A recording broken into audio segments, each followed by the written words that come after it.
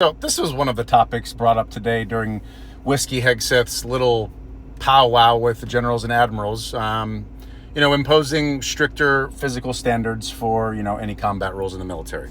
He pretty much just said, at the beginning, at my direction, each service will ensure that every requirement for every combat MOS for every designated combat arms position returns to the highest MEL standard only, because this job is life or death. Standards must be met, and not just met.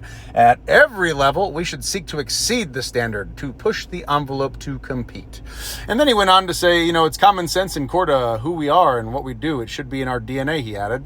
The move will result in less women serving, which, it is what it is pretty much what he said. But then it started getting a lot darker during, the course of his speech, because whatever he was drinking in that coffee cup was obviously getting him pumped. And, he announced initiatives to effectively exclude women from combat roles and relax protections against hazing and bullying of troops. Because, that's what makes a strong fucking troop, is lots of bullying and discrimination, right?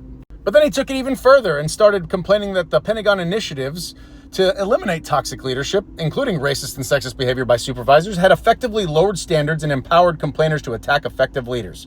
So racism, I guess being racist and sexist makes a really strong leader in Pete Hegseth's military. Good to know.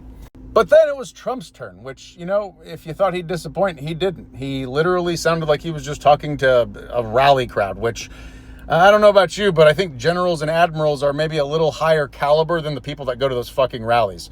But anyway, he not only defended using troops against, U.S. cities, specifically the Democratic ones, but then he went on to say, that he would fire generals or admirals on the spot if he did not like them or they didn't align with the values of them.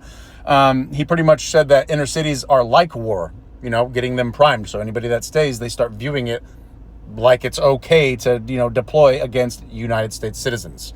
It's not, just in case you didn't know that. I'm going to end this on an unpopular opinion, which is if you're a service member, past or present, and you are happy with or staying silent while they deploy military against our citizens, and you are happy with or staying silent while they dismantle protections against racism, sexual assault, bullying, and hazing in the military, and you're fine with that, I don't respect your fucking service at all. No, thank you. And I don't care if you don't like that. Because there's plenty of good-hearted service members out there that I have actively watched be very, very vocal against this administration's use of the military. And I respect the shit out of them. Because these are ones that have already served and they're out, and they are still fighting for you. They're still fighting for you, even though you dumbasses that think that it's so great just because it's a Democratic city. Man, I'm sorry, but that's just how I feel. That uniform doesn't automatically make you an honorable individual in my eyes. It's what you do that makes you honorable and worth respect.